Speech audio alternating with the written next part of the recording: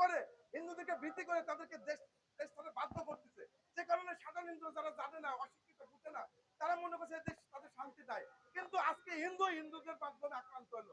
আমি বিচার চাই এই সকল ফেসবুক হিন্দুবাদী নেতারা কেন আমার উপর হামলা করলো। আমি সাধারণ হিন্দুদের যারা তাদের সমর্থনে কাজ করেন বা বলতে চাই যে ওরা কেন আমাকে হামলা করলো। আমার আমাকে হামলা করে তারাই আবার প্রচার করছে যে আমি নাকি তাদের উপর হামলা করছি। আপনাদের কাছে প্রশ্ন রাখতেছে, একজন একজন মানুষ কি 15 জনকে মানে হামলা করতে পারে বা মারধর করতে পারে? এটা কি সত্য? আমি একা ছিলাম, আমার সাথে কেউ ছিল না।